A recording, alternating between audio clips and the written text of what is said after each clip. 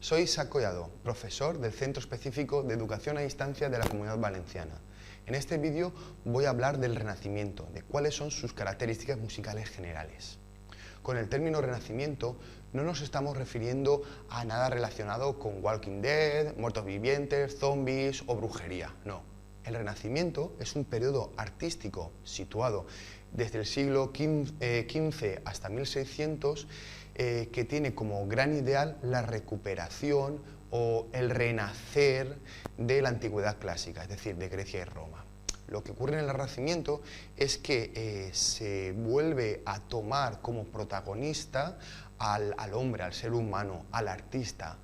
Se le vuelve a dar importancia a la persona, en lugar de tener como gran ideal ese teocentrismo, Dios como centro de todo, característica propia de la Edad Media, de la época anterior.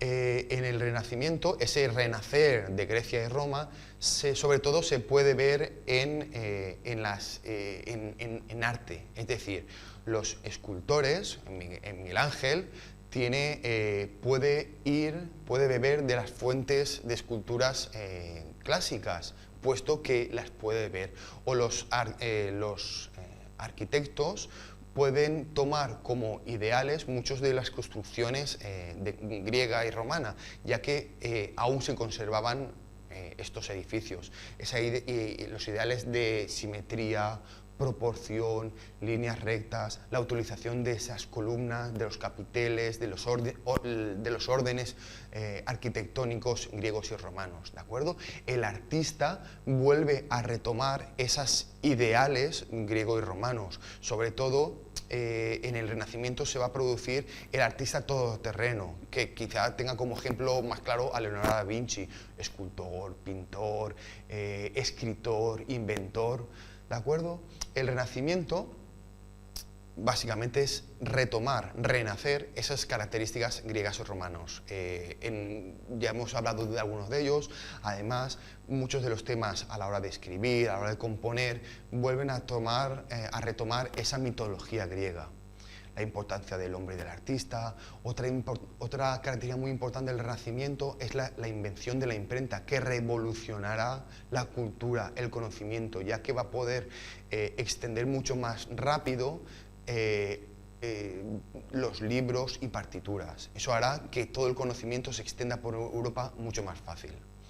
Además, es muy importante decir que van a surgir los grandes mecenas, es decir, poco a poco se va a dejar de lado el feudalismo propio de la Edad Media y van a aparecer los comerciantes, los grandes banqueros. Estos grandes comerciantes, sobre todo en 3 puntos europeos, como va a ser Italia, Holanda y España, esos grandes mecenas van a coger debajo de su manto a los grandes artistas, y esto sobre todo va a hacer que florezcan los artistas, los primeros grandes artistas, ¿de acuerdo? Recordamos que en la época anterior, en la Edad Media, los compositores, los artistas quedaban en un segundo plano, ya que el gran centro del universo era Dios. Este florecimiento de artistas, de mecenas, va a hacer que se constituyan las grandes capillas musicales, es decir, centros donde la música va a florecer. Sobre todo van a haber 2 grandes centros, que va a ser la capilla papal y España como gran imperio en el que los músicos, los compositores van a ser referentes en toda Europa. Así pues, ¿cuáles van a ser las características de la música renacentista? Vale, esto no es música de renacer nada. ¿Cuáles son las características musicales? Lo primero que hay que hablar es que la música religiosa va a predominar, va a seguir siendo el gran conjunto musical, ¿de acuerdo? Aunque va a florecer muchísimo la música profana, sobre todo relacionada con estas capillas no religiosas. Y en la música se va a dar una combinación de 2 texturas, la textura polifónica y la textura homofónica. ¿Qué es esto? La homofonía se produce cuando en una pieza a varias voces, en varias alturas, todas estas voces cantan siempre al mismo ritmo, ¿de acuerdo? Siempre coinciden rítmicamente. Aquí lo vemos muy claro. Por ejemplo, en el Bneame Electra de Palestrina, uno de los grandes compositores religiosos del Renacimiento, vamos a ver cómo binea esta palabra, entre otras muchas, las 4 voces la van a pronunciar al mismo ritmo. Esto es homofonía. Columnas de sonidos, cada uno a un altiro diferente, pero todos al mismo ritmo, ¿de acuerdo? La homofonía es una textura vertical, ¿de acuerdo? Por contra, el Renacimiento también va a combinarse con otra textura, que es la polifonía. La homofonía, recordamos, textura vertical, columnas, todos al mismo ritmo. La polifonía es lo contrario, es que las melodías se entienden como aisladas, como melodías rítmicas propias en las que cada una tiene su propio ritmo, su propio sentir, no coinciden rítmicamente, ¿de acuerdo? Es una textura, por lo tanto, horizontal. En esta partitura podemos ver cómo la contralto va a empezar a hacer una melodía. Esa melodía después empezará a hacerla en otro momento diferente el bajo, después la realizará en otro momento el tenor, etcétera, etcétera. Esto es polifonía. Homofonía, columnas verticales; polifonía, melodías independientes horizontales. Escuchemos este ejemplo.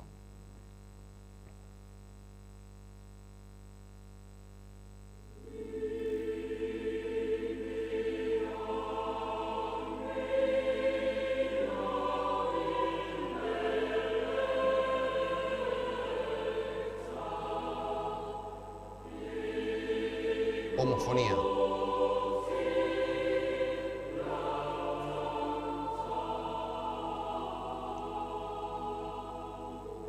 Ahora empezará la polifonía.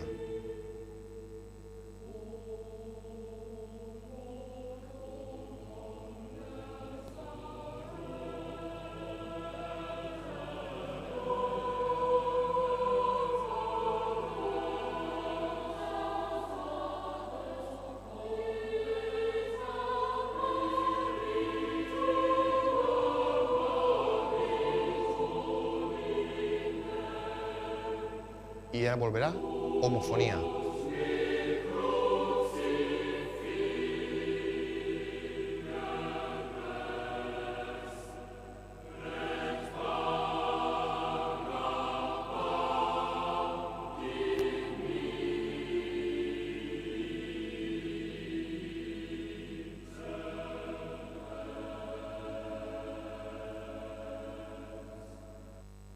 ¿De acuerdo? Estas son las dos texturas que se van a producir en el Renacimiento. La música más culta y sobre todo la religiosa va a ser mucho más polifónica, y la música profana, la más popular o más cercana al pueblo, va a ser mucho más sencilla y mucho más homofónica. ¿De acuerdo? Así pues, continuemos con las características musicales renacentistas. En general, la música va a ser, la música renacentista va a ser mucho más vocal que instrumental, sobre todo generalizándose a la música a 4 alturas, a 4 voces, ¿de acuerdo? Aunque la música instrumental cada vez va a tener más importancia y va a empezar a surgir la primera música hecha expresamente para instrumentos como la vihuela, el laúd o las flautas. El Renacimiento, lo que va a ocurrir es que los instrumentos se agrupan por familias. Una familia de flautas, una familia de violas, etc. Estas familias se llaman consorts y son grupos del mismo instrumento de diferentes tamaños para realizar esas 4 voces. Existirá una flauta soprano, una flauta contralto, una tenor y un bajo, ya que en el Renacimiento no existe diferencia en el tratamiento a la hora de componer. Cuando se va a componer una pieza, lo que se hace en el Renacimiento es que se compone a 4 voces, pero no se piensa en si son voces, se compone para 4 alturas, pero no se diferencia si van a ser voces o van a ser instrumentos.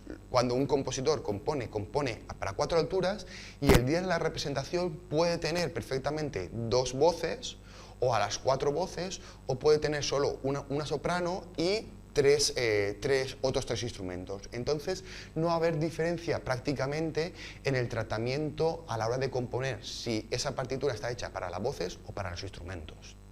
Además, va a cobrar mucha importancia la música de danza, una gran importancia que desembocará en el periodo siguiente en las suites de danza barroca. Así pues, y antes de despedirme, veamos un ejemplo claro de estas características musicales, ¿de acuerdo?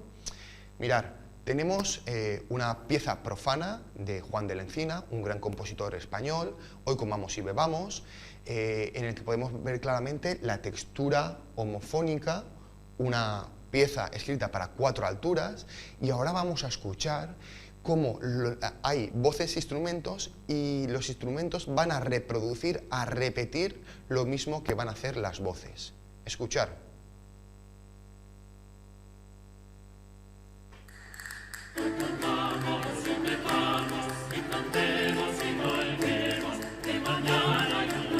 Voces e instrumentos combinados.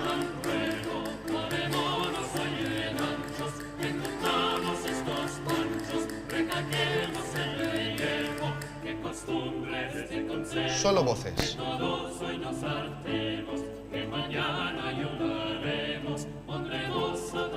Y ahora los instrumentos repetirán la misma melodía que las voces. Ahora.